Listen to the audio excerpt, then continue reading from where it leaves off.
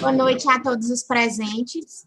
Para encerrar o nosso evento, convido o professor Dr. Roberto Carvalho Veloso, presidente da mesa, e para ministrar o professor Marcelo Augusto Xavier da Silva, presidente da FUNAI, e o desembargador Marcelo Lima, do Tribunal de Justiça do Rio de Janeiro. Com a palavra, o professor Roberto Carvalho Veloso. Boa noite a todos e a todas. É um prazer, uma satisfação estar aqui com o desembargador Marcelo Burratem, que é presidente da Associação Nacional dos Desembargadores, e também com o doutor Marcelo Xavier, que é o presidente da FUNAI. Este evento é um evento coroado de êxitos, que agora se encerra com chave de ouro. E essa chave de ouro é justamente a presença aqui entre nós do desembargador Marcelo Burratem, que é maranhense, de família tradicional do Maranhão, é nosso amigo, é desembargador do Tribunal de Justiça do Rio de Janeiro, é presidente da Associação Nacional dos Desembargadores, e a sua presença muito nos honra neste momento. Assim também como a presença do doutor Marcelo Xavier, que é delegado de carreira da Polícia Federal, é presidente da Fundação Nacional do Índio, foi ouvidor da FUNAI entre 2017 e 2018, é técnico em agropecuária pela Fundação Sungini Simura, de Tecnologia de São Paulo, e bacharel em Direito pelo Centro Universitário das Faculdades Metropolitanas Unidas, e é pós-graduado em Ciências Criminais. Nós estamos aqui diante de duas autoridades nacionais que muito engrandecem este evento. Ditas essas palavras iniciais, eu passo a palavra ao desembargador Marcelo Burratem para a sua manifestação. Meu querido amigo Veloso, desembargador Veloso, Roberto Veloso, para os íntimos Veloso, eu te agradeço pelo convite de poder iniciar brevemente esse evento. Eu quero parabenizar a todos e a todas que promovem esse evento, a Tatiana Veloso, que está aí, e por trás, né, disso tudo para acontecer, todos os palestrantes que já passaram por aqui, para tratar das questões, de uma questão muito cara, muito importante, nesse momento, que é a questão indígena no país. Eu estou aqui somente de abelhudo, eu vim aprender com o presidente da FUNAI, de forma brincando, eu estou dizendo que o presidente, meu xará, o Marcelo, ele é o meu mais novo melhor amigo, e uma pessoa que eu aprendi a admirar pelo trabalho, e tenho visto muito o que ele tem feito e tratado, e como ele tem tratado as questões indígenas do país. Então, eu só vou fazer algumas colocações, como se costuma dizer, no jargão futebolístico, vou só levantar a bola para o presidente Marcelo Xavier, então, poder chutá-la, né? Então, eu vou começar, inicialmente, meu amigo Veloso, fazendo uma recomendação de um filme que eu fiquei maravilhado com o filme. Eu fiquei com uma grata surpresa, uma indicação de um amigo, né? Não foi nem o Marcelo, um amigo me disse: Marcelo, olha que maravilha, um filme chama Cortina de Fumaça. É uma produção independente de uma produtora, de uma organização chamada Brasil Paralelo. Esse filme aborda, né, Cortina de Fumaça é um filme que aborda a questão das queimadas na Amazônia, infanticídio indígena. Vocês têm que ver o que é o infanticídio indígena. O depoimento da nossa ministra sobre infanticídio indígena é muito significativo. A atuação de ONGs ambientalistas e o potencial agrícola brasileiro no cenário mundial. O filme continua tratando do desmatamento e as queimadas na floresta amazônicas. São pautas noticiadas constantemente, não só no Brasil, como internacionalmente. Greta Thunberg, Madonna, Cristiano Ronaldo, Maradona, falecido Maradona, Leonardo DiCaprio, já se manifestaram muito preocupados com as queimadas, mas vocês têm que ver um pouco desse filme para sentirem também, né, essa visão da chamada queimada na Amazônia. Nos últimos anos, diz a descrição do filme, o movimento ambientalista no Brasil ganhou força juntamente com a questão indígena brasileira, a demarcação de terras e a preservação cultural dos povos. No filme, entrevistados falam sobre seu relacionamento com a FUNAI e os próprios índios falam sobre a cultura indígena prejudicada por ONGs ambientalistas, essa abordagem do filme. Contudo, nem todas são ruins, destacando-se a que mais luta contra o infanticídio indígena. A ministra Damares, tratando a questão do infanticídio indígena, é de arrepiar, é verdade, é emocionante. A ministra Damares, como vocês sabem, ela adotou uma indígena, uma índia, e sua filha e além desse filme que tem a participação, para minha surpresa, assistindo o filme, eu fiquei surpreso que tem uma participação pequena do nosso presidente da FUNAI, do Marcelo. Trata de matérias que a gente pode narrar em alguns tópicos que eu vou somente levantar a bola e passar depois a palavra, voltar a palavra depois a você, Roberto, para você, então, continuar. Existem perguntas que devem ser, que, eventualmente, poderiam ser debatidas e discutidas e respondidas pelo nosso querido presidente da FUNAI, o Marcelo. Exemplo, há algum, e talvez o presidente da FUNAI já queira, de alguma maneira, anotá-las para responder ao final e durante a sua palestra. Primeiro, há algum impedimento ou restrição para as atividades agro-silvopastoris em terras indígenas? 2. Presidente, como conciliar a segurança jurídica de terceiros com o procedimento de demarcação de áreas indígenas? 3. As áreas indígenas podem ser consideradas uma imposição preservacionista? 4.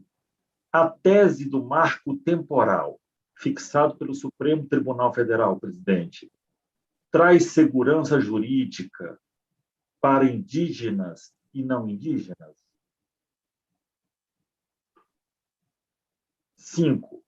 E penúltima, a mera autodeclaração indígena como critério de identificação é instrumento hábil, presidente, para obter territorialidade, vírgula, acesso a benefícios previdenciários ou educacional? E a última, essa quinta, para dar tempo para o senhor aí terminar, é aquela pessoa que chega na FUNAI e diz, eu sou índio. É essa a história. 6. E última, como a FUNAI interpreta, presidente, as parcerias entre indígenas e não indígenas com as atividades de etnodesenvolvimento? E aí, presidente, e aí, Veloso, e as pessoas, os senhores e as senhoras que estão aqui ouvindo esse webinar nesse momento, uma sexta-feira, a essa hora, uma questão tão densa, tão importante, é, no final, perguntar, presidente, qual é a diferença, e se há diferença, entre meio ambiente e terra indígena. E são diferentes esses conceitos, eles se entrelaçam, são emaranhados. Bom, como você vê, Veloso, esse é um webinar de uma participação ímpar, importância ímpar para esse momento que vivemos e onde a gente começa a descortinar questões indígenas com uma, eu não diria com uma outra visão, mas sobre talvez um prisma que não nos foi dado, não nos foi permitido estudar. A questão indígena, quem gosta tem que estudar fora da faculdade, Veloso, assim como improbidade administrativa, Veloso, assim como direito ambiental, são matérias que poderiam serem aplicadas desde o início da formação do nosso estudante, da nossa estudante. Então, Veloso, eu te agradeço muito. Eu, como eu havia falado, eu não posso ficar muito mais tempo, mas vou ficar aqui, lógico, quero ouvir inicialmente o presidente Marcelo Xavier falar. Eu te agradeço enormemente por participar, mesmo dessa maneira rápida, mas trazendo essas preocupações da sociedade civil a respeito da questão indígena. Muito obrigado, Veloso, muito obrigado a todos que estão me ouvindo. Muito obrigado, presidente Marcelo Burratem.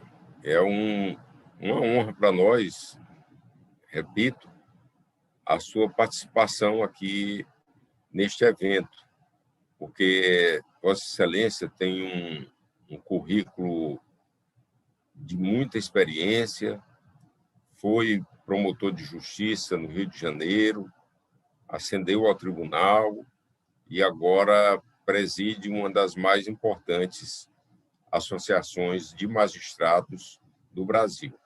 Muito obrigado pela sua participação e também pelas provocações já realizadas para o nosso presidente da FUNAI, Dr. Marcelo Xavier, que aqui nos honra com a sua presença, considerando que nós vamos ouvir uma informação de primeiro nível, que é o nível da Fundação Nacional do Índio, tão bem presidida por Vossa Excelência, doutor Marcelo.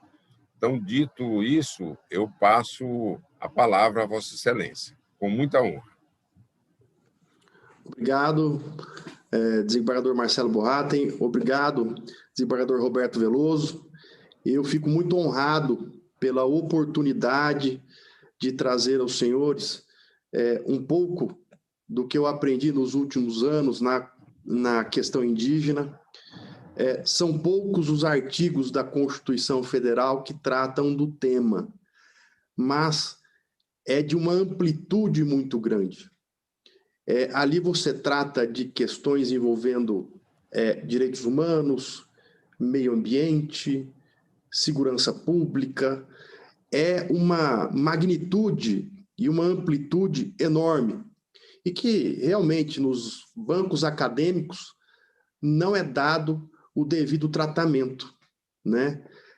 A gente ressente de profissionais que tenham conhecimento jurídico e até antropológico para tratar das questões indígenas, né? Isso foi uma dificuldade minha também. Eu, há mais de 10 anos, trato dessas questões, participei de uma comissão parlamentar de inquérito, na assessoria dessa comissão, na Câmara dos Deputados, voltada para investigar a FUNAI e o INCRA, né? Verifiquei muitas irregularidades nos andamentos e, realmente, o filme que foi citado aí pelo desembargador Marcelo é muito interessante. O filme Cortina de Fumaça, eu recomendo que todos assistam. Ele desmistifica muita coisa que eu acho que, inclusive, a minha palestra também vai servir para desmistificar muita coisa, para a gente vencer e romper alguns preconceitos e paradigmas que foram impostos no passado e que a gente foi lentamente aceitando e que hoje seriam como se fossem cláusulas pétreas, né? E que tem prejudicado demais as comunidades indígenas, né? Eu vou iniciar a palestra aqui, mostrando um pouco do que é FUNAI para os senhores. Vamos para o primeiro slide.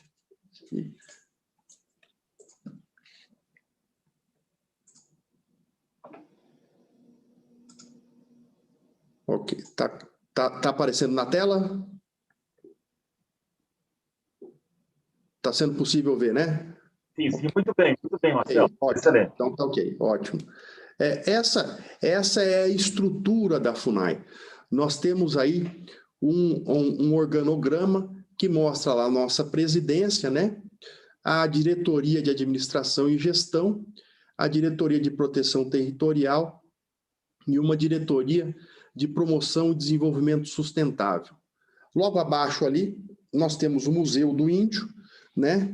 E também a dispersão territorial por 39 coordenações regionais espalhadas por todo o Brasil, que estão logo abaixo ali, nós temos mais 240 coordenações técnicas locais e, logo ao lado, 11 frentes de proteção etnoambiental que tratam de índios isolados e de recente contato. Isso é para os senhores terem uma ideia, a nível de Brasil, da dispersão e da atuação que nós temos. Nós, só lembrando, nós temos aproximadamente 1 milhão de indígenas. Gosto de trabalhar com esse número, porque o censo foi feito em 2010 e dava em torno de 890 mil, então eu trabalho com o número de 1 milhão de indígenas em aproximadamente 14% do território nacional, né?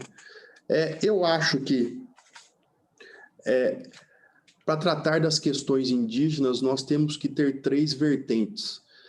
Fora disso, nós não resolveremos os problemas. O primeiro é a dignidade da pessoa humana, que é a interpretação e a vertente constitucional para tudo no direito, né? O segundo é a pacificação dos conflitos, que são evidentes, basta acompanhar os noticiários, né? E o terceiro é a segurança jurídica, que é a grande finalidade do direito, é garantir ao cidadão a expectativa do que ele possa esperar de um futuro, né? Eu creio que você pode trazer dignidade através do desenvolvimento de ações que gerem trabalho e renda para as comunidades indígenas. Eu acho que esse é a grande possibilidade que nós temos de vencer a miséria dentro das terras indígenas, né? Os indígenas têm, veja só, o usufruto das suas áreas. Ora, se eles têm o usufruto que é exclusivo, ninguém melhor que eles para dizerem o que fazem do uso e do fruto, senão não teria razão constitucional de dar-lhes o usufruto, né? Então, eu vejo que a dignidade da pessoa humana nas terras indígenas, através das atividades agro-silvopastoril, tem uma primeira vertente, que é garantir a sustentabilidade dos próprios indígenas. E, numa segunda ideia, a venda do excedente de produção até como produto orgânico para agregação de renda nas aldeias. Nós já temos exemplos de várias comunidades que fazem isso, como eu vou mostrar mais à frente. O segundo é a pacificação dos conflitos. Isso é essencial para vivermos em sociedade. Nós temos que distensionar isso, sempre observando os usos, costumes e tradições de cada povo. A gente não pode ter uma visão etnocêntrica, temos que ter uma visão de relativismo cultural aí. Essa visão etnocêntrica ela já está ultrapassada e o Constituinte de 88, quando garantiu o pluralismo ali, ele garantiu também esse relativismo cultural. Mas é necessário que, através do relativismo, nós busquemos a pacificação dos conflitos. E a terceira vertente é a segurança jurídica. Nós temos esse compromisso do Estado Democrático do Direito, essa proteção da confiança que o cidadão deposita no Estado. Isso é fundamental. Eu uso sempre essa palavra, previsibilidade e planejamento de futuro. Se você quebra isso, você desestabiliza a paz social, a harmonia, a estabilidade, e aí nós temos a ausência de pacificação dos conflitos, a eternidade de problemas. As vítimas são tanto indígenas quanto não indígenas nesse processo muito ruim para a democracia, né? Mostrar um pouquinho para os senhores das ações da FUNAI de combate ao coronavírus, né? Nós já entregamos em terras indígenas, meus amigos, aproximadamente 700 mil cestas básicas. Isso equivale a 15,4 mil toneladas de alimentos. E não pensem que é fácil fazer essas entregas. Há aldeias que não têm estrada, só se chega por barco. E mais, quando se chega de barco, tem que se prolongar até um igarapé, porque o barco com peso não consegue andar quando o rio está baixo. Há uma dificuldade enorme para fazer chegar esses alimentos nas aldeias. A FUNAI vestiu a camisa com os seus servidores e fez chegar isso nas aldeias. Nós investimos mais de 47 milhões em ações preventivas. Também fizemos ações de fiscalização em terras indígenas, mais de 500 ações, e investimos mais de 17 milhões. Distribuímos também muitos kits de higiene e limpeza. E eu reforço aos senhores a dificuldade de acesso às terras indígenas. É muito grande. Não pensem que é tão fácil como, por exemplo, no estado de São Paulo ou no Rio de Janeiro, que nós temos estradas ali de asfalto em boas condições. Não, na região amazônica isso é muito difícil de chegar. Há locais lá em que só chega de avião, em que só chega de helicóptero. Nós temos casos aí de servidores em que barco virou, cestas básicas foram perdidas, e muitas das vezes a imprensa não tem dado a devida cobertura para tudo isso, o que nos entristece, e entristece até os nossos servidores da FUNAI, que vestem a camisa. Vemos alguns discursos aí referente a um genocídio indígena. Ora, meus amigos, com essa quantidade de alimento entregue em terras indígenas, não há que se falar em genocídio de forma nenhuma. Isso mostra o apreço e o carinho com que a FUNAI trata os nossos indígenas, né? Vou mostrar mais algumas ações também que foram efetuadas pela FUNAI. Caso recente julgado aí pela Justiça Federal, demonstrando que não há omissão do governo federal na proteção do povo Aimiri-Atroari, né?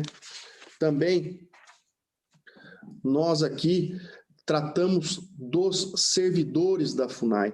A Justiça Federal, recentemente, agora, também indeferiu uma liminar, né, dizendo que a FUNAI está atendendo convenientemente tanto os indígenas, quanto nos materiais de higiene, quanto na liberação de cestas básicas. Não há nenhuma situação anormal ou que demande a intervenção do Poder Judiciário, né?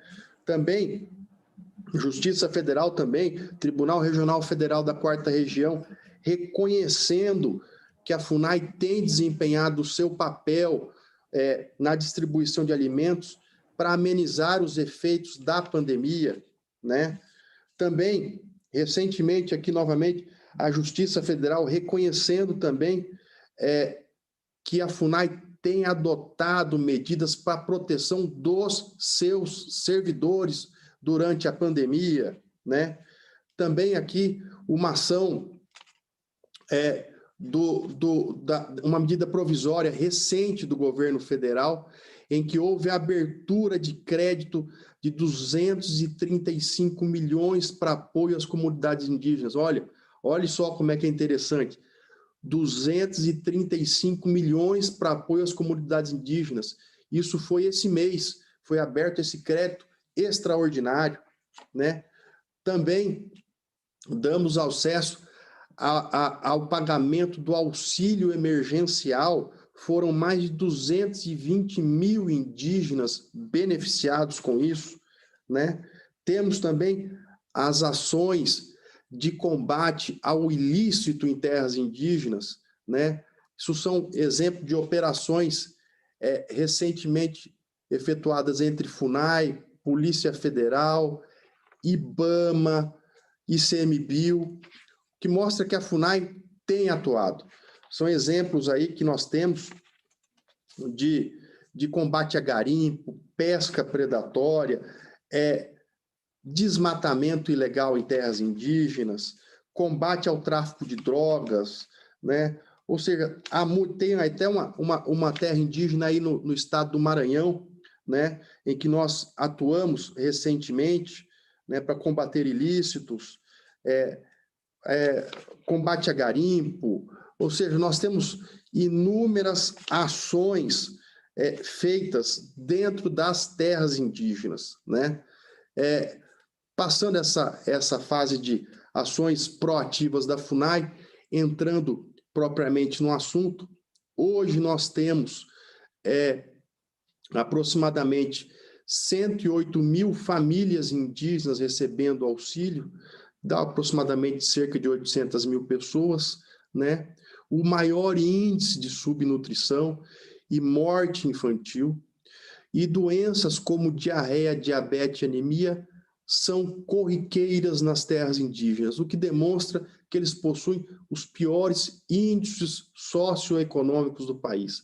Algumas pessoas falam que não, mas você não pode utilizar o IDH para as terras indígenas. Ora, meus amigos, realmente o IDH não se aplica a indígenas isolados de recente contato ou aldeias que estão distantes dos grandes centros, mas há regiões em que municípios, por exemplo, há aldeias lá dentro dos municípios. São Paulo nós temos 2 aldeias, Dourados nós temos uma aldeia no entorno da cidade, né?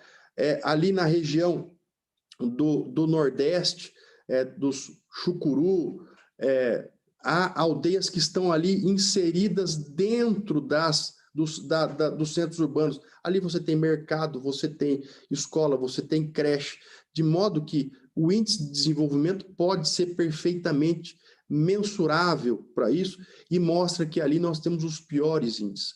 E aí, uma contradição, né? Nós temos 13,8% do território nacional como áreas indígenas, né? Isso nos leva a alguns pensamentos aí, algumas reflexões, né?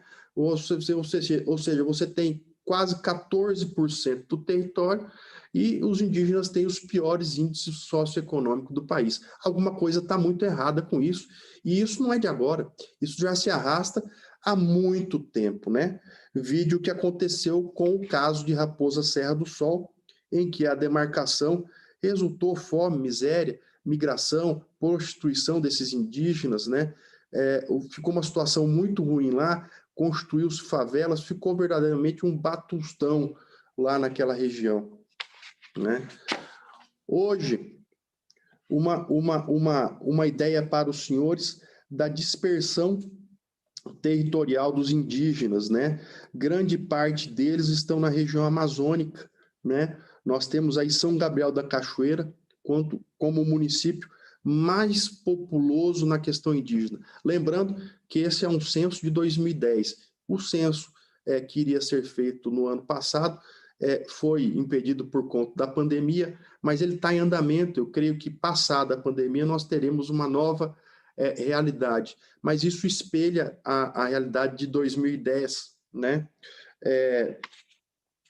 Nós temos também as línguas faladas nas terras indígenas, né? São os troncos, né? Tem o tronco tupi e macro-G. Alguns gostam de colocar também o tronco caribe. E aí nós temos como o idioma ticuna como o mais falado nas terras indígenas, né? Nós temos agora uma definição do que são terras indígenas. Importante isso, porque as pessoas confundem muito terras indígenas como terra do índio, ou terra que o indígena poderia, por exemplo, alienar, fazer o que quisesse. Não, terras indígenas são patrimônio da União, né? Isso está no artigo 20, né, da Constituição Federal, e que serve ali para que eles ali tenham espaço para sua preservação dos seus usos, costumes e tradições, né? Hoje nós temos aproximadamente 680 áreas nos registros da FUNAI, dentre as quais 443 são locais cujos processos de demarcação se encontram homologados e 237 sob análise. E um dado importante para a gente citar, que muitas vezes a imprensa não cita. No período de 2019 a junho de 2020, o governo federal investiu cerca de 35,8 milhões na regularização de terras indígenas. Este governo. Isso representa 92% a mais do que o total investido de 2016 a 2018, que foi de apenas 18 milhões. Esse é um dado que não é divulgado, né? O próximo slide mostra o que são terras indígenas tradicionalmente ocupadas. São terras habitadas em caráter permanente, utilizadas para as atividades produtivas, culturais e bem-estar e reprodução física, segundo os usos, costumes e tradições dos indígenas, né? Para que se tenha terra indígena, é preciso que se tenham aí essas fases, que é o estudo, a primeira fase, onde é feita a análise antropológica, os estudos fundiários, cartográficos, né? Depois é feito uma proposta de delimitação, né? Essa proposta de delimitação, ela é divulgada no Diário Oficial da União, né? Isso sobe ao ministro da Justiça, que emite uma portaria declaratória, né? Após a portaria declaratória, em o ministro concordando, ele pode devolver, ele pode mandar ao presidente da República ou devolver para a FUNAI para o saneamento de alguma dúvida. Após, não havendo dúvida, ela é encaminhada ao presidente da República, que, através de um decreto presidencial, faz a sua homologação. Posteriormente, isso é encaminhado à Secretaria de Patrimônio da União para fazer o registro na área no cartório de registro imobiliário. Ou seja, pega-se esse decreto, leva-se ao cartório de registro de imóvel, lá é dada baixa nas matrículas antigas e constituída uma nova matrícula em nome da União, né? E nós temos também as áreas que são chamadas interditadas, em que o presidente da FUNAI pode fazer a interdição previamente no caso de vestígios de índios isolados e de recente contato. Neste caso, há uma antecipação do processo e o presidente, para preservar esses avistamentos de potencial presença de indígenas isolados de recente contato, emite a portaria de interdição que antecede os estudos, né? Nós temos também, o slide anterior mostra a questão de áreas indígenas por tradicionalidade da ocupação, mas não só por isso você constitui áreas indígenas. Há a possibilidade de constituição por reservas indígenas, que são terras doadas por terceiros, adquiridas ou desapropriadas pela União para os indígenas, né? Temos também as terras dominiais, que são terras de propriedade da comunidade indígena, né? E é interessante que nesses casos, é o único caso em que a terra ela não é propriedade da União, ela é propriedade da própria comunidade indígena, que vai estar lá no cartório de registro de imóvel como sendo da própria comunidade. E pode ser feito por aquisição, por compra, por exemplo, ou doação, né? E nós temos a questão de regularização fundiária, né, das terras indígenas por tradicionalidade da ocupação, após devidamente homologadas e formalmente constituídas, que na realidade leva à pacificação dos conflitos. Isso é muito importante, a partir do momento em que você tem essa regularização das áreas, com pagamento daqueles que estão lá de boa-fé, das benfeitorias derivadas de boa-fé, você naturalmente aí consegue equacionar os conflitos, até para que as pessoas possam ser indenizadas e seguir com as suas vidas, né? Aquele investimento de 35 milhões que eu falei anteriormente foi feito para regularização fundiária, o que deixou o sentimento de paz no campo, né? Já respondendo um questionamento feito pelo desembargador Marcelo, eu trago aqui a questão da instrução normativa número 9 da FUNAI, né, que foi a tentativa que nós fizemos aqui de harmonizar o direito de propriedade com o direito à demarcação, trazendo segurança jurídica. Veja só, o processo de demarcação obedece àquelas fases: estudo, delimitação, a portaria declaratória, a homologação e a regularização. O que acontece? Dentre essas fases, nós não podemos alijar o direito de propriedade. Por quê? Porque a terra indígena só se constitui com um decreto de homologação. Se você antecipa isso, você retira o direito de propriedade antecipadamente daquele que tem o justo título.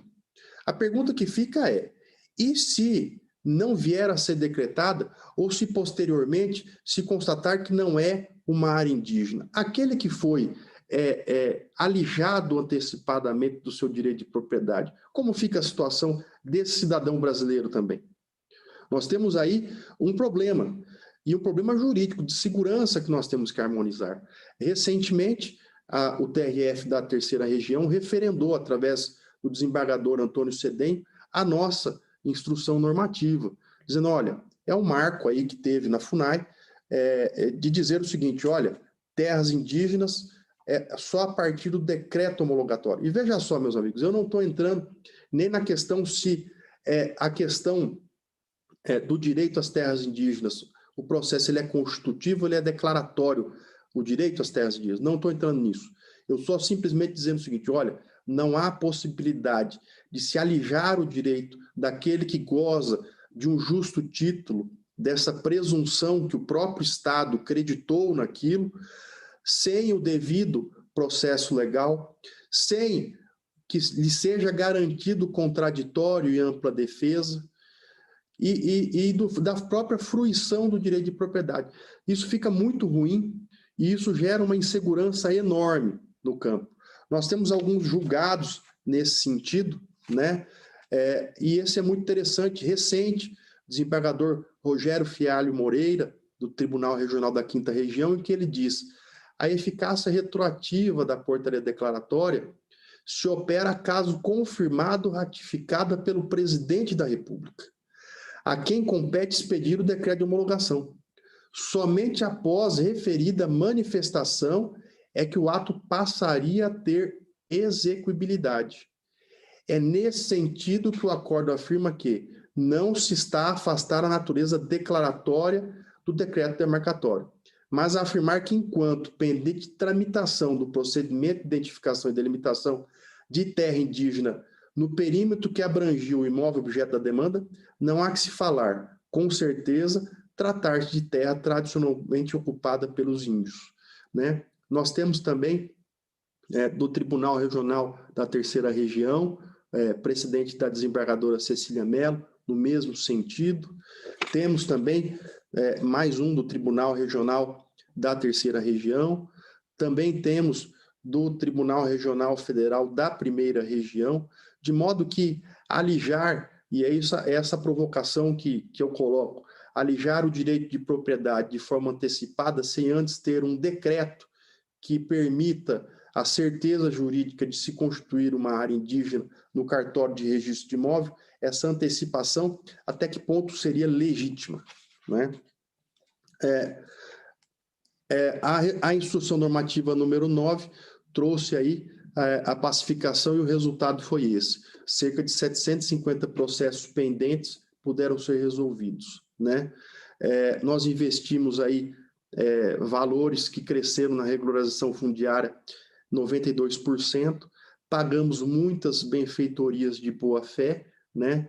E isso, o pagamento dessas benfeitorias permite que as pessoas procurem novos rumos, procurem dar seguimento às suas vidas e não fiquem maturando aquele conflito de forma permanente, que é muito ruim, né? Nós temos aí o caso de Raposa Serra do Sol, né? Que trouxe o leading case para as demarcações de terras indígenas, né? E aí também eu coloco uma nova provocação também. Se 1988 é a data de fundação do Estado brasileiro, pelo direito constitucional, nós temos que interpretar que aqueles locais que estavam habitados até 1988 podem ser considerados de tradicionalidade da ocupação. Fora, após 1988, salvo as hipóteses de esbulho renitente, né, haveria aí um problema sério de segurança jurídica, porque imagine só, nós retrocedermos ou permitirmos que pós 1988, né, essas pessoas que já estão com as suas posses consolidadas, pudéssemos retroagir no tempo ilimitadamente para obter demarcações de áreas indígenas, retrocedendo como se fosse um direito originário a 1500.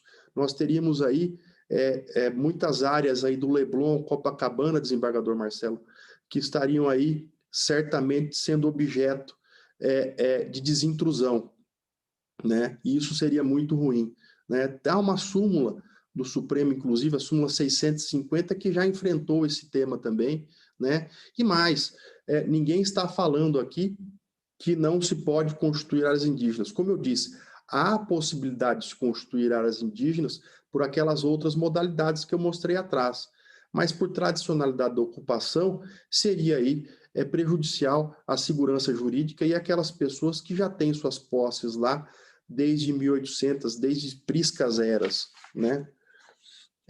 Aqui algumas consequências sociais negativas dos erros dos processos de demarcação das terras indígenas, né? O que gera perpetuação dos conflitos, desagregação social das famílias, instabilidade social e até prejuízo ao Pacto Federativo. Veja só, o Constituinte de 88, quando fez a divisão dos estados, disse, olha, os senhores com essa territorialidade terão de se manter. Aí nós temos, por exemplo, municípios e o estado, por exemplo, de Roraima, em que foi coartado com 50% pós-88. Como fica a sobrevivência desse estado? Será que o Constituinte de 88 fez essa previsão constitucional lá atrás, quando fez a divisão dos estados brasileiros e até de municípios que têm suas áreas alijadas? Será que isso não seria ofender o Pacto Federativo também, pós-88? Essa é um questionamento que também nós teríamos que fazer aí, né? Isso aqui é uma questão que envolve laudos antropológicos feitos aqui na FUNAI. Isso é uma decisão agora do ano passado, em que há uma crítica muito grande à confecção parcial desses laudos antropológicos, né? E aqui o juiz federal claramente colocou ali a sua decisão, no sentido de que se adentrar a óbvia carga ideológica na forma de produção e construção do RCID, que é o Relatório Circunstanciado de Identificação e Delimitação, né, com claro favorecimento de determinados interesses em detrimento de outros, como já explicitado.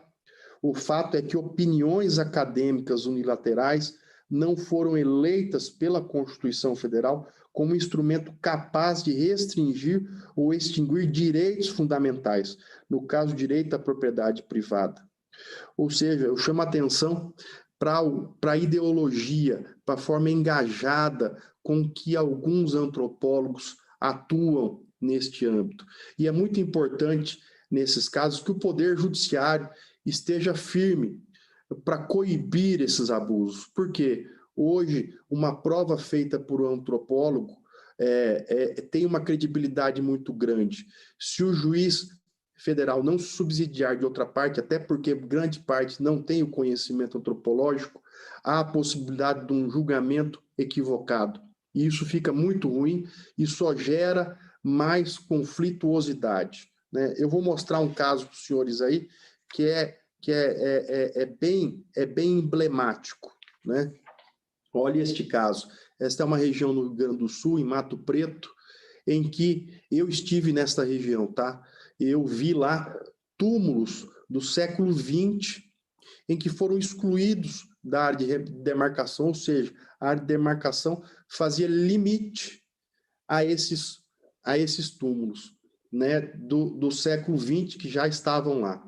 A pergunta que eu fiz foi a seguinte: ora, se ali há túmulos de pessoas que faleceram, que nasceram em 1870, como no caso da dona Mariana, falecida em 1946, eu pergunto, até que ponto houve lealdade e boa-fé da antropóloga em retirar adredemente justamente esta pequena área?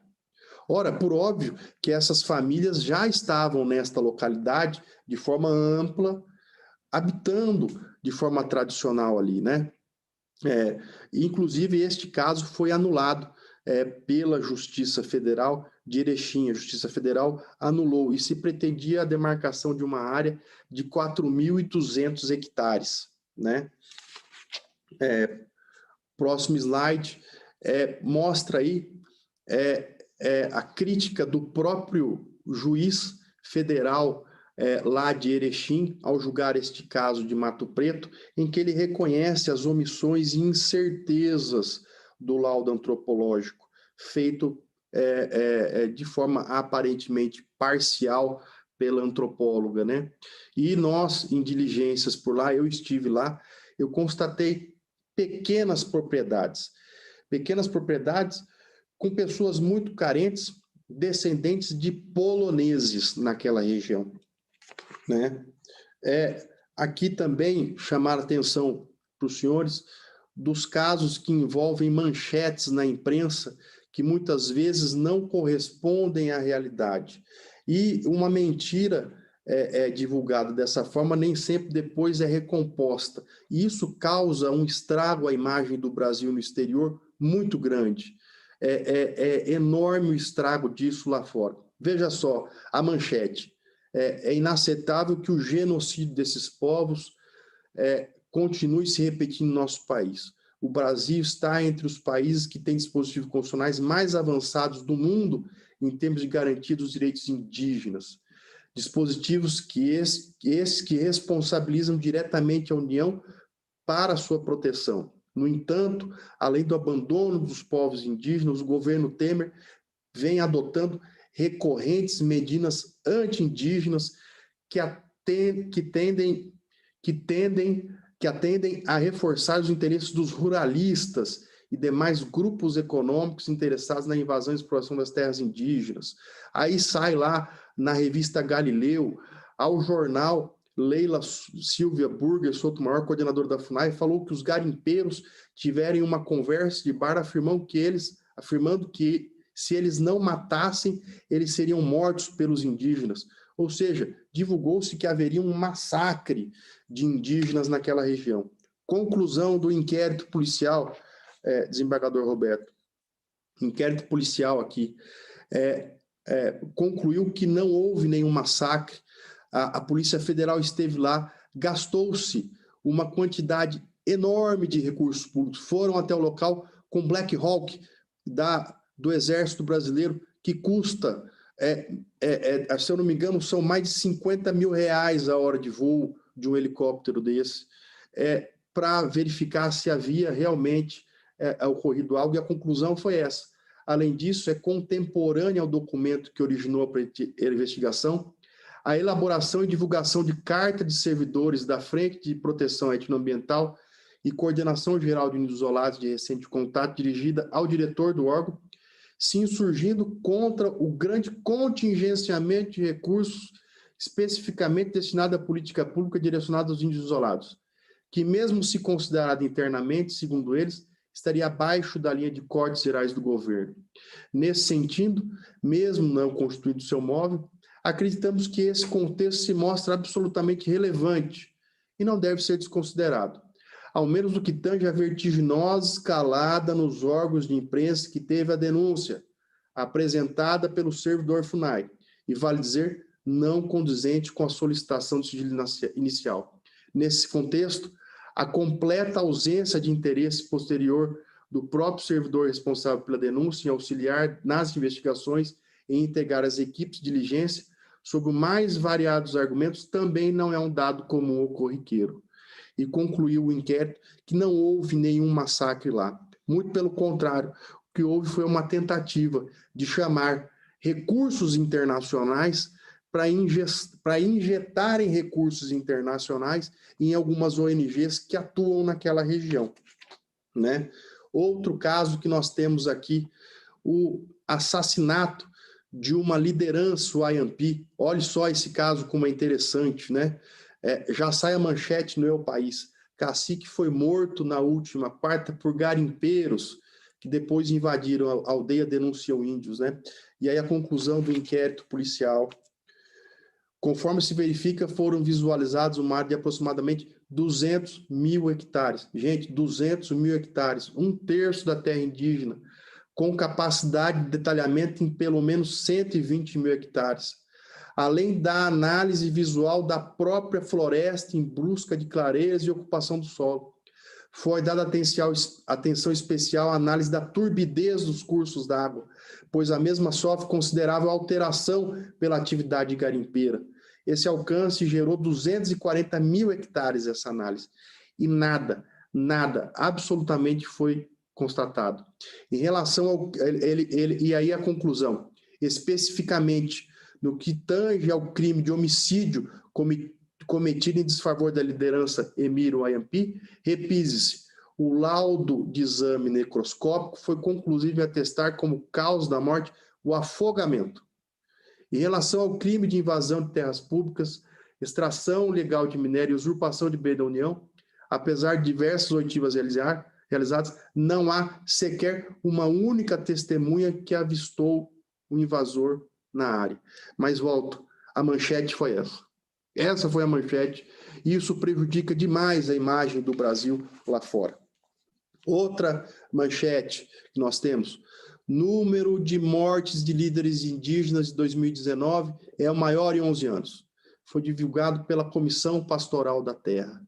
Eu aqui, curioso, fiz uma pesquisa de internet e fui verificar onde se deram as mortes. E aí nós temos, por exemplo, o caso de luta contra o tráfico de drogas, outro morto por integrante de facção criminosa, outro morto por desentendimento, e assim, casos em que simplesmente não tem nada a ver com conflitos fundiários, mas são imputados como conflitos fundiários.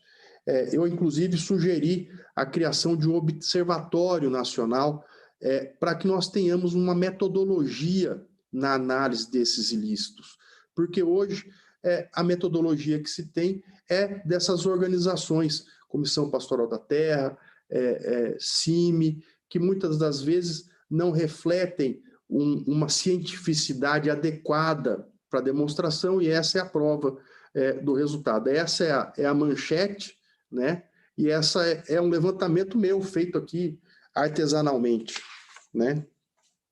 Nós temos outra questão também, doutor Roberto, que eu acho que é muito interessante e a gente desmistificar algumas coisas aí, que é a potencial responsabilização dos indígenas. Nós, por muitos tempos, inclusive nos tempos de faculdade, começamos a confundir a questão envolvendo inimputabilidade penal, vulnerabilidade social, grupos minoritários e responsabilidade penal. São conceitos absolutamente diferentes, né? O fato da pessoa ser pertencente a algum grupo vulnerável, ou o morador de rua é grupo vulnerável, né? Ou alguma minoria étnica, por exemplo, os ciganos, isso não os tornam inimputáveis, como querem alguns, tá? A questão de inimputabilidade está no reconhecimento do fato, né? Indígenas hoje que têm curso superior, carteira nacional de habilitação, carteira de trabalho, conta bancária, constituem pessoa jurídica, inclusive, esses indígenas são perfeitamente passíveis de responderem por seus atos.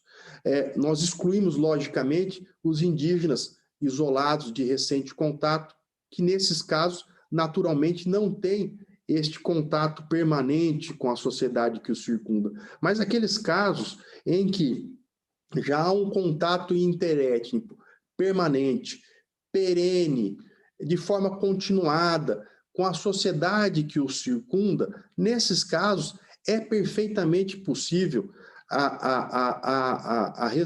a imputação e a responsabilização, se caso constatado aí a prática de algum ato ilícito, né? Nós temos que evoluir e pensar nisso. Nós temos que entender a pluralidade étnica, as diversas culturas, mas não podemos deixar de ter em mente que a FUNAI também não pode exercer tutela orfanológica dos indígenas, né? O dever da FUNAI é conscientizá-los. Acho que esse é o grande papel da FUNAI, né? O que não era feito no passado. Nós temos aqui, até para não sermos responsabilizados por omissão, né?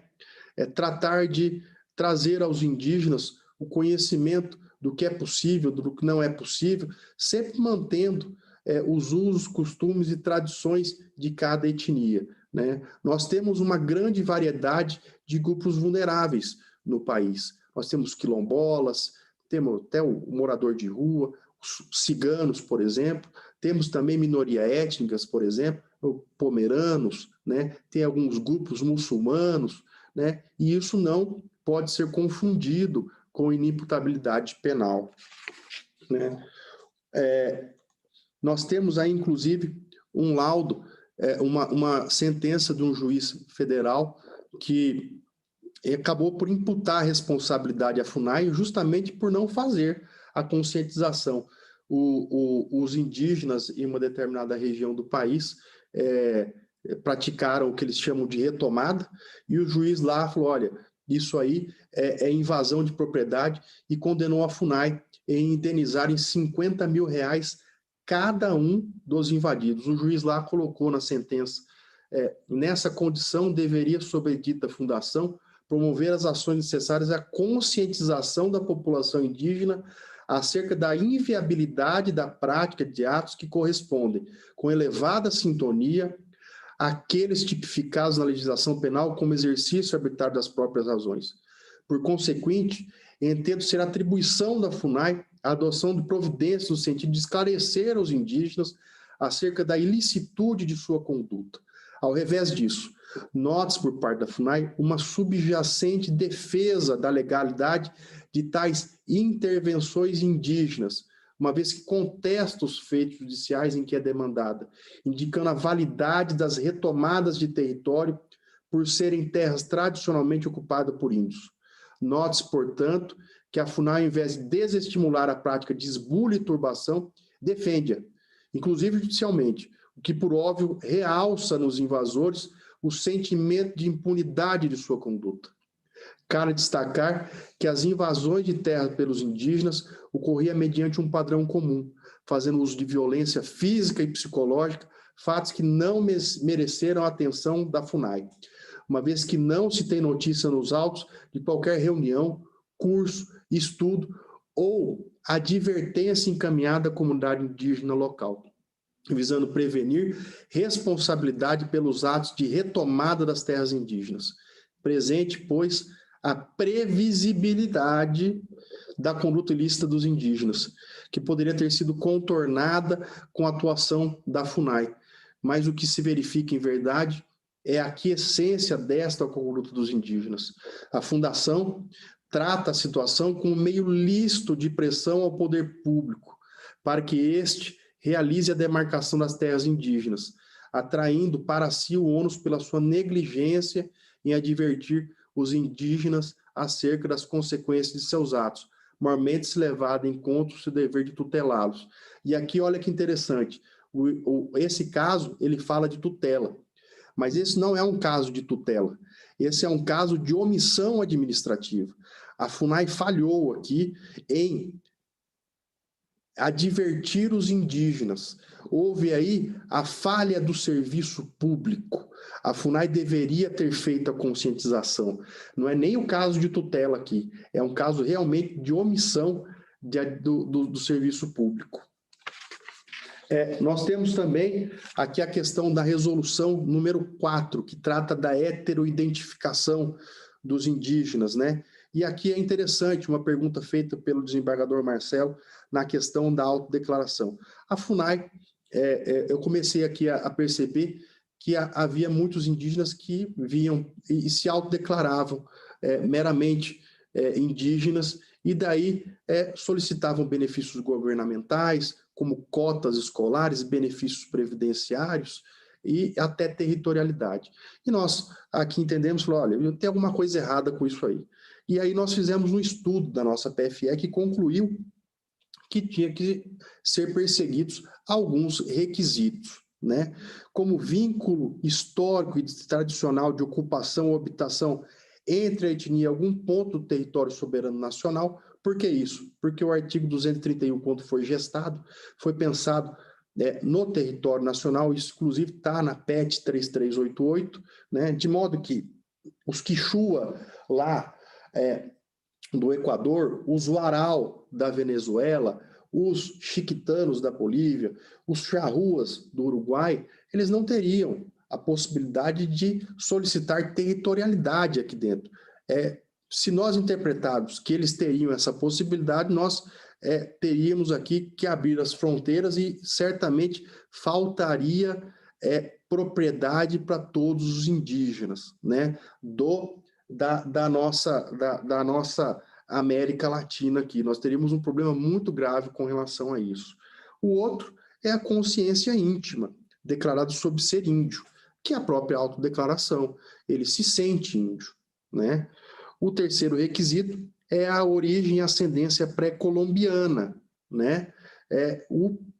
Existente o item A, haverá esse requisito aqui assinalado, uma vez que o Brasil se insere na própria territorialidade pré-colombiana, assim como Venezuela, Equador, Bolívia, né? E o quarto requisito, a identificação do indivíduo por grupo étnico existente, conforme definição lastreada em critérios técnicos científicos, e cujas características culturais sejam distintas daqueles presentes na sociedade não índia. Veja só, ninguém está dizendo ou entrando no mérito do sentir-se indígena. Qualquer pessoa pode sentir-se indígena. Isso é um direito subjetivo da pessoa. Mas, para adquirir benefícios governamentais ou territorialidade, há que se ter aí alguma dosagem, sob pena de nós tornarmos banal a própria condição de indígena. Eu acho que essa resolução, ela fortalece aqueles que realmente merecem a proteção e evita as fraudes. Eu me lembro que de muitas universidades que têm lá as suas comissões de heteroidentificação para verificação das cotas universitárias, né? É um caso muito interessante e que serve de exemplo da aplicação da nossa IN, né? Não basta a mera autodeclaração, há que haver alguma comprovação a mais, né? E outro requisito é interessante no sentido de colocar também que os grupos não podem ser extintos. Há casos, por exemplo, de Goitacazes, Aimorés, esses grupos já foram extintos e já os livros de história já dão eles como inexistente, de modo que o fato pode ser histórico, mas ele não é mais jurídico, de modo que nós não poderíamos ter aqui um Nil Goitacazes ou um Nil Aimoré solicitando cotas escolares.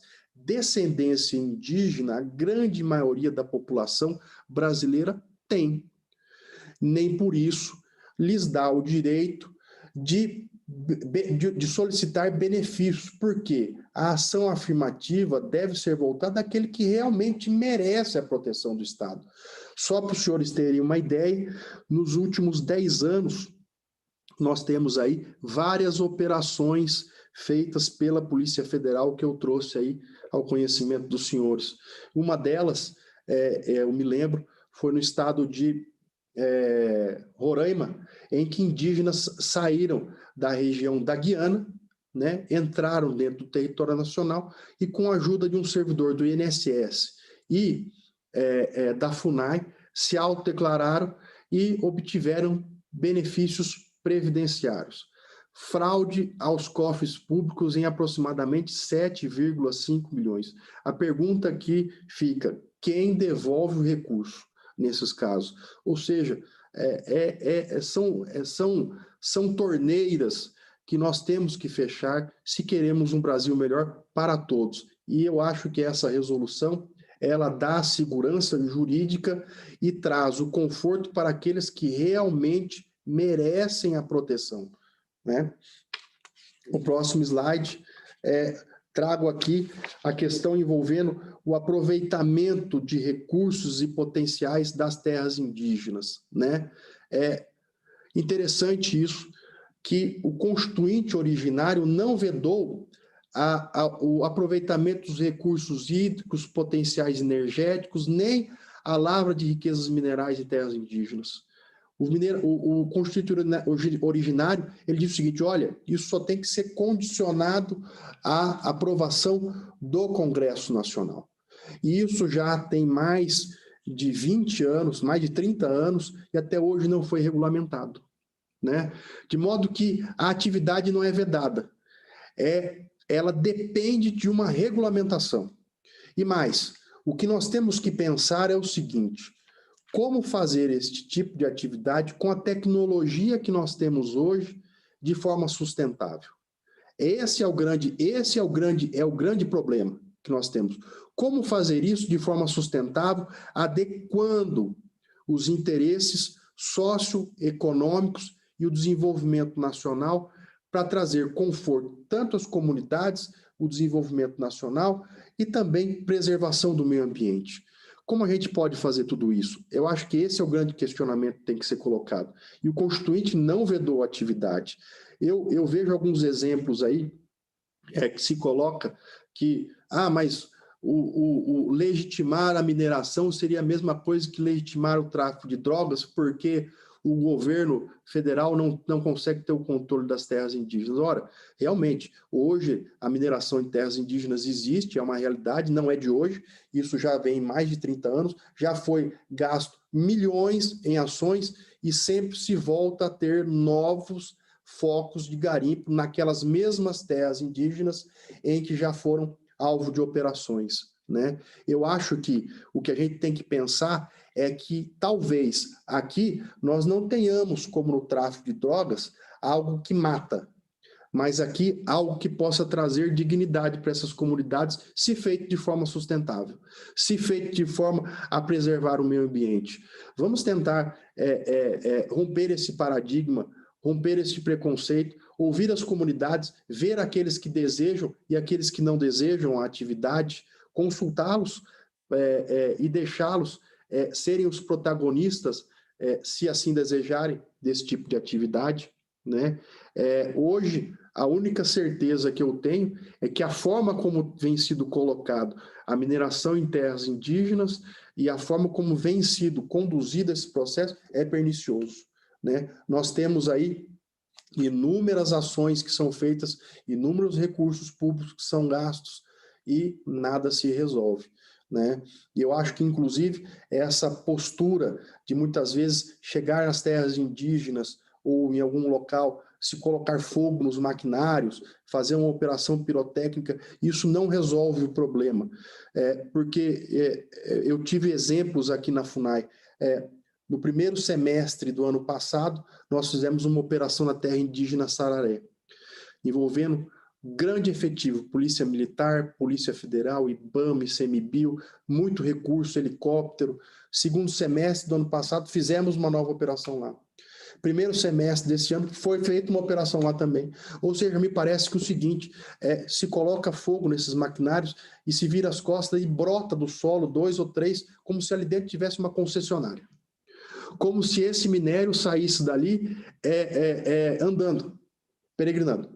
Ora, todos sabemos, há uma quadrilha envolvida nisso. Há necessidade de se investigar quem faz a receptação desse produto, quem dá o fomento para esta atividade. Há que se tratar isso com inteligência policial, né? Não com gastos enormes de enxugamento de gelo. O que nós temos hoje é um enxugar gelo. Então, eu acho que a inteligência policial é o grande trunfo que nós temos para vencer. Hoje nós temos o sistema Planet, que dá a leitura dessas áreas com uma precisão de menos de 1 metro, né? De modo que há a possibilidade desse acompanhamento e de desqualificação dessas quadrilhas. Há 10 anos atrás, eu me lembro bem, foi feita uma operação da Polícia Federal na região de Juína, Mato Grosso, em que tinha ramificação em São Paulo. E, pasme, meu amigo Roberto Veloso, os diamantes coletados ia, sabe para onde? Para a Europa. Para a Europa. Havia uma cadeia que sustentava tudo aquilo. Então, os mais lesados nesse tipo de coisa são os próprios indígenas. Que ali, o indígena e o garimpeiro. Porque pode ter certeza, os R$5 que ele ganha pela pele de diamante, lá fora é vendido por 200. Os R$20 que o garimpeiro, que poderia estar entregando sua pedra num posto da Caixa Econômica Federal, é passada por um atravessador que vende lá fora a sua pedra por R$200. Isso nós temos que pensar também. Isso nós temos que atacar também, né? Com relação à atividade agro-silvopastoril, não há impeditivo algum para o desempenho nas terras indígenas, salvo pela Lei 11.460, que veda a plantação de transgênico em terras indígenas, que, ao meu ver, também, em alguns casos, pode ser tido como inconstitucional até. Porque se o indígena deseja estar inserido no mercado de trabalho, no mercado comum, em concorrência com outro não indígena, ele tem os mesmos direitos. E se ele tem os mesmos direitos, por que essa vedação? Né? Aí fala, mas a vedação é para preservar o bioma. Ora, se é para preservar o bioma, há algo errado, porque quando você não planta o transgênico, você tem que fazer aplicações a mais de defensivos na lavoura, porque você cria pragas resistentes. Se o transgênico ele é autorizado pela entidade responsável no Brasil, que é o ICMBio, por que não deixá-los nas terras indígenas em pequenas porções? No caso dos parecis, eu vou passar logo à frente, nós falamos em plantio em apenas 2% do território. Não se pretende plantio em 100% do território, somente 2%. Né? Nós temos algumas precauções desse desenvolvimento da atividade, né? A atividade tem que ser opcional da comunidade, espontânea por eles, né? Não pode haver pressão para que eles desejem se inserir no etnodesenvolvimento, aqueles que desejam, ótimo, aqueles que não desejam, ficam sem, né? Permaneçam como estão. A FUNAI tem que apenas auxiliá-los neste processo, né? A FUNAI tem que dizer o seguinte, olha, o senhor quiser fazer uma usina de cana-de-açúcar dentro da terra, olha, peraí, não é bem por aí o caminho, acho que isso não dá certo. Creio que seria possível aí ter lá o plantio, por exemplo, de feijão, de milho, de coisas menos agressivas, ou até que você tenha uma maturidade aí suficiente para ter o plantio lá de cana-de-açúcar, né, ou de batata doce para construir uma usina, isso a longo prazo. O caso dos parecis que nós temos em Mato Grosso, são 20 anos de maturação do processo. Não se faz aquilo da noite para o dia, né? Há também a possibilidade de parcerias entre indígenas e não indígenas, obedecendo o domínio majoritário, né, observando a inalienabilidade e indisponibilidade das áreas indígenas, porque é vedado o arrendamento. É vedado o arrendamento. E quem fala que parceria é arrendamento está mentindo, porque o desempenho da atividade é feito pelos indígenas. O que se permite ali, por exemplo, são as operações de barter, em que um parceiro adianta sementes, adianta o defensivo, adianta ali o adubo, a própria comunidade desempenha a atividade, e eu tenho vários exemplos em que eles efetivamente sobem no trator e fazem lá a regulagem da máquina, dirigem o trator, o próprio plantio, né? Eles desempenham essa atividade. Por óbvio que se o motor de um trator der algum problema, eles vão ter que contratar um técnico de fora, porque ninguém, muitas das vezes a pessoa, nem um fazendeiro especializado tem conhecimento suficiente com relação à mecânica profunda de tratores, ou o fornecimento de óleo diesel, por exemplo. Não vamos querer que lá dentro eles tenham uma fábrica de óleo diesel para fechar o circuito. Por óbvio que eles vão ter aí que ter parcerias com posto de combustível, né? Da outra fase, nós temos que ter a posse e o poder decisório com o indígena, né? Eu gosto muito das cooperativas agrícolas, a necessidade de fiscalização dos contratos também pela FUNAI, né? E os frutos da atividade devem gerar benefícios para a coletividade, para toda a comunidade, porque a terra é coletiva, né?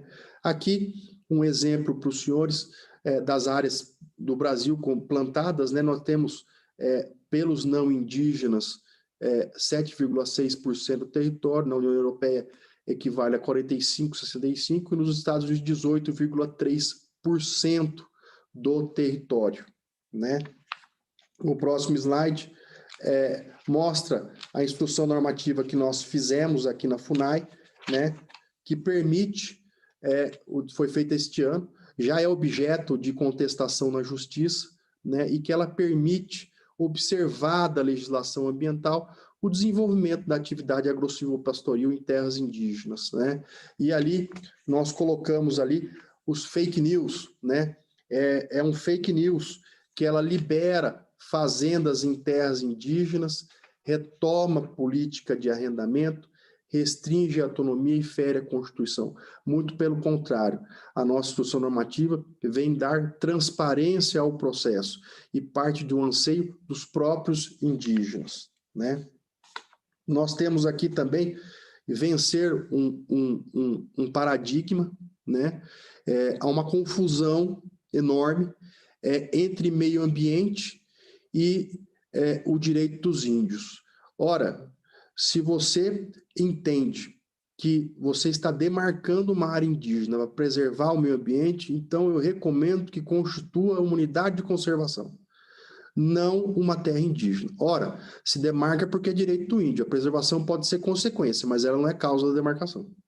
Isso é interessante e a gente tem que ter na mente. Até o capítulo constitucional é tratado de forma diferente, né? Há um trabalho muito interessante, as pessoas que queiram se aprofundar no tema, feito pela consultoria legislativa da Câmara dos Deputados, né?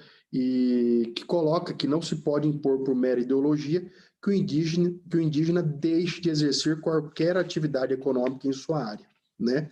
E aqui, partindo já para a nossa finalização aqui, alguns exemplos em terras indígenas. Olhe só, meus amigos, olhe só, desembargador Roberto Veloso, nós temos aí o exemplo dos Parecis, mais de 2.000 indígenas direto e indiretamente beneficiados. São 20 mil hectares de área plantada, 20 milhões ao ano de renda para eles, isso equivale a 1,7% da área. E mais, eu estive lá presencialmente. Eu vi, os batismos continuam os mesmos, os rituais continuam os mesmos, as festividades continuam as mesmas, de modo que a gente tem a ideia de que a busca por melhores condições de vida não representa perda de identidade étnica, e isso eu posso afirmar que isso em nenhum lugar do mundo. O indígena não deixa de ser índio porque ele quer ter uma Hilux, quer ter um iPhone ou quer se inserir no etnodesenvolvimento. E esses mesmos indígenas aqui estavam há 15 anos atrás nos faróis de Cuiabá, peregrinando e pedindo esmola. Hoje estão inseridos numa atividade que traz dignidade para eles. Não há índice de alcoolismo, não há índice de suicídio, há perspectiva de vida. Eu fui lá entregar diplomas universitários para eles no ano passado, no curso de administração de negócios. Algo maravilhoso, desembargador. Algo assim muito satisfativo de ver na feição de cada índio desse e a luz que cada um deles traz consigo na vontade de desenvolver algo. E fizeram lá para mim danças típicas. Fizeram lá para mim, me convidaram lá para o batismo deles. O ancião foi lá, me cumprimentou, me entregou um cocar, que eu até tenho na minha sala aqui na FUNAI, e disse, olha, nós não perdemos absolutamente nada, muito pelo contrário, nós trouxemos a etnia, nós agregamos mais e estamos todos reunidos numa atividade lícita. E hoje, inclusive, eles ajudam os indígenas ao redor deles, né? Nós temos um exemplo recente, começado este ano, hein? Terra Indígena Sangrador, em Mato Grosso. Produziram 106 toneladas de arroz, equivalente a 2.630 sacas do produto. Só 50 áreas plantadas, a expectativa é que chegue a 1.000, né? Mais de 3.000 indígenas beneficiados. Conquista faz parte do projeto Independência Indígena, iniciativa que busca incentivar a produção sustentável em comunidades indígenas do Estado e recebe o apoio da FUNAI. E isso, 1.000 hectares, equivale a 1% daquela área. 1%. Ou seja, com pequenas porções de área, nós temos como trazer dignidade para eles. Essas 2.630 sacas vão servir para a alimentação da própria comunidade e o excedente está sendo entregue para comercialização no município de Primavera do Leste. Terra Indígena Santana, também este ano eu estive lá, eu subi na colheitadeira junto com um indígena que estava colhendo o arroz. Tem os vídeos no site da FUNAI. 63 hectares plantados, né? Cerca de 10% da produção é destinada para o consumo da etnia, enquanto 90% da safra é comercializada. Isso é interessante porque eles revertem esse produto em benefício da coletividade, eles pagam cirurgia para os seus semelhantes, podem arrumar um veículo que está quebrado. Muitas vezes essas terras são longe das cidades, eles precisam de carro também, podem instalar uma internet sem fio, podem ter melhorias na qualidade de vida, né? Outro exemplo, café nos Suruís. Aí nós temos aí uma parceria com as Três Corações em um café premiado internacionalmente, produzido em 0,5% da área, né? Temos também a castanha do Cinta Larga. Eles produziram lá aproximadamente 60 toneladas de castanha. O que me deixa muito frustrado, desembargador Roberto, é que eles coletam, e eles são coletores por natureza, não só na castanha, mas no baru, buriti, piqui, babaçu, dentre outros. E isso muitas vezes se perde dentro da aldeia. E quando não se perde, se vende por um preço baixo. Eu gostaria tanto que uma rede mercadista me procurasse para tratar diretamente com a etnia e fazer, quem sabe, uma embalagem a vácuo, um selo orgânico que permitisse a comercialização disso nos grandes centros. Nós sabemos, muitas vezes a castanha chega em São Paulo por R$80 o quilo, né? É algo. Nós temos o baru, que é algo maravilhoso. Eu tenho aqui perto da minha casa, aqui em Brasília, a castanha de baru vendida a R$60 o quilo, né? E muitas das coisas se perdem dentro das terras indígenas, né? Nós temos aqui manejo até de pirarucu em terras indígenas. Terra indígena Itimitário, dos Apurinã, a produção foi de 450 toneladas em 2019. Olha só que maravilha, né? O produto é todo revertido para a comunidade e a comercialização é feita por lá. Nós temos camarão em terras indígenas. Olha aí que coisa maravilhosa. Gera aproximadamente 1,5 milhões de renda ao ano para esses indígenas. 18% da produção da Paraíba é de responsabilidade deles. Nós temos projetos no sul do país também, como artesanato. Nós estamos fechando agora também a questão da erva mate com uma empresa da Califórnia para tentar exportar aí um chamate orgânico, já que eles produzem muita erva mate, a perspectiva seria de aproximadamente 10 toneladas aí, né? Nós temos os festivais de cultura, o Quarupi, o Festival Tinabena, né? Ficaram um pouco prejudicados pela pandemia, mas são festivais maravilhosos. O Quarupi é uma cerimônia de cultuamento aos mortos que é feito no Parque Nacional do Xingu, algo maravilhoso, né? Nós temos ecoturismo e belezas cênicas, temos também pesca esportiva em terras indígenas, 16 experiências estão em andamento. Com a pandemia, isso atrapalhou muito, mas em breve nós retornaremos elas, né? Pesca esportiva, aqui um exemplo da pesca esportiva lá no Amazonas, outro exemplo no Amazonas, né? Os pacotes são comercializados no exterior, né? E o produto é revertido em grande parte para as comunidades indígenas, né? E aqui, já indo caminhando para a finalização, uma provocação aqui do professor Paulo Bonavides e de uma manifestação que houve na CPI FUNAI-INCRA, né? O índio é massa de manobra para extorquir recursos do governo federal.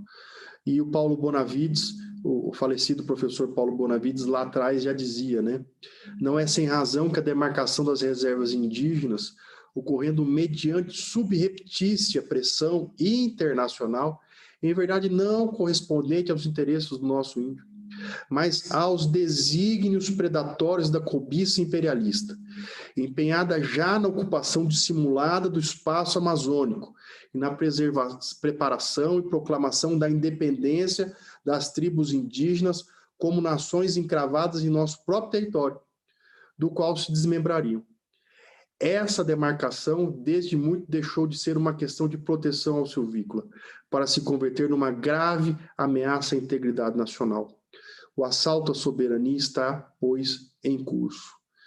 E é importante que o judiciário se debruce sobre esse tema. É um tema muito delicado, né? Aqui também uma lição do professor Ives Gandra, em comentário à Constituição, né? Em que ele fala muito da atuação e da pressão internacional na constituição dessas áreas indígenas sem limites, né? Ele coloca bem claro aí essa dissociação do interesse do indígena e muito mais do interesse internacional, né? E da pressão que há em relação ao Brasil, né? Aqui eu coloco algumas pessoas, e eu vejo algumas falarem aí, que a FUNAI foi construída e tem que defender o indígena, a FUNAI tem que defender o índio, pura e simplesmente.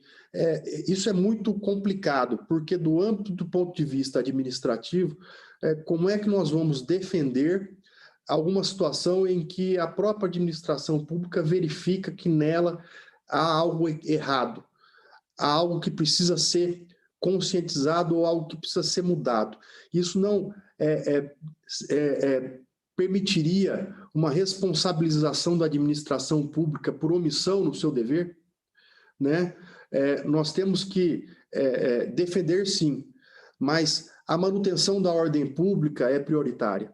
Nós temos princípios constitucionais do artigo 37 para tratar da questão indígena, em que o administrador não pode simplesmente relegar, né? Eu acho que a manutenção da ordem pública, ela está acima de tudo. Por mais que nós tenhamos alguma convicção de que algo realmente possa ser errado, a lei determina a forma de agir do administrador. Nós não podemos transigir com isso. Eu trago aqui o ensinamento do professor Edgar Noronha, quando ele trata do crime de prevaricação, né? Ele diz o seguinte: sentimentos pessoais do funcionário somente ele os deve exercitar à custa de seu patrimônio e nas coisas que disserem respeito à sua vida de cidadão, na esfera doméstica, né?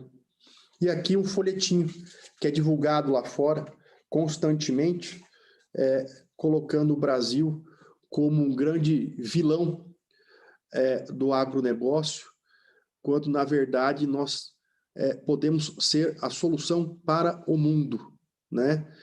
O Brasil tem uma agricultura sustentável, nós temos aqui garantia, nós temos um Código Florestal que é um dos mais exigentes do mundo, né? E a pergunta que a gente gostaria de fazer é o que lá fora eles fizeram pelo meio ambiente deles para criticar o nosso meio ambiente. Primeiro, façam a lição de casa, depois deem a lição de moral, né? E eu só tenho a agradecer, Dr. Roberto Veloso, pela oportunidade. Foi um pouco extenso, que são vários temas a serem tratados, o assunto é muito interessante, é um assunto que desperta muita curiosidade e que muitas das vezes os bancos acadêmicos não dão o devido tratamento, né? Eu gostaria muito que a comunidade jurídica se debruçasse sobre o tema, que o senhor levasse aos tribunais essa nossa perspectiva de atuação, né, que permitisse demonstrar uma nova FUNAI que está em sintonia com os indígenas que desejam buscar aí o seu protagonismo e que é fundada em 3 vertentes, né? A dignidade da pessoa humana, pacificação dos conflitos e segurança jurídica. Meu muito obrigado e uma boa noite, se me estendi. Me desculpa. Fechado o microfone. Acho que tá fechado o microfone, acho que está. Doutor Marcelo Xavier, para nós foi uma honra a sua participação. Realmente uma visão muito perfeita sobre o papel da FUNAI em relação ao indígena no Brasil. E, a partir do fundamento da dignidade da pessoa humana que o senhor se referiu, é possível a construção de tudo, porque quando se preocupa com a dignidade da pessoa humana, nós estamos preocupados com o seu bem-estar, com a sua alimentação, com o seu vestuário, e principalmente com os seus bens jurídicos mais nobres, que são a vida e a liberdade. A partir, quando o senhor se referiu ao princípio da dignidade da pessoa humana como o norte da Fundação Nacional do Índio, eu só tenho a lhe parabenizar por essa tomada de posição, porque, de fato, é um princípio norteador e que agrada a todos nós. Em relação ao nosso seminário, presidente, eu queria dizer que nós estamos muito satisfeitos, porque aqui é justamente o ambiente acadêmico. Nós estamos realizando o 4º seminário de um programa que se chama PROCAD Amazônia, que é financiado pela CAPES, em relação também ao próprio CNPq. E esse nosso evento, ele tem como entidades parceiras a Universidade Presbiteriana Mackenzie e a Universidade Federal do Pará. E a sua palestra de encerramento, ela abrilhantou todo esse evento, porque o senhor trouxe uma visão de quem está de dentro do trabalho.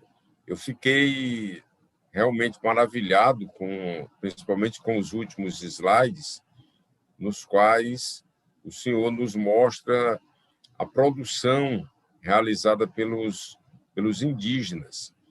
Essa produção realmente ela é alvissareira, porque ela vai ao encontro do que o senhor falou da dignidade da pessoa humana. Nada mais digno para a pessoa humana do que o trabalho, a oportunidade do trabalho, a oportunidade de produzir. Inclusive, essa sua manifestação, ela desmistifica uma afirmação que nós sempre ouvimos. Eu fui promotor de justiça em uma cidade do Maranhão chamada Grajaú, e é a minha cidade maranhense, na qual há terras indígenas. E eu vi assim, pessoalmente, a situação daqueles índios. E quando nós estamos aqui assistindo a sua palestra e vendo o seu entusiasmo em levar o trabalho, levar a produção a esses nossos irmãos, para mim foi assim algo muito alvissareiro. Assim, é uma excelente notícia. E por isso a sua presença aqui entre nós foi maravilhosa para mim, como um dos coordenadores do evento. Eu queria também aproveitar essa oportunidade para agradecer mais uma vez a comissão organizadora, que foi composta na coordenação geral por mim, pelo professor Paulo Sérgio Veil, da Universidade Federal do Pará, pelo professor José Francisco Siqueira Neto, e também a comissão executiva, formada pelo Felipe Laurêncio, pela Nathalie, pelo Marco Adriano, pelo Pedro Henrique, pelo Ronaldo e pela Tatiana, que hoje está aqui nos ajudando, presidente. A Tatiana é quem está fazendo, às vezes, de mestre de cerimônia nessa oportunidade. E eu só tenho a agradecê-la por essa disponibilidade.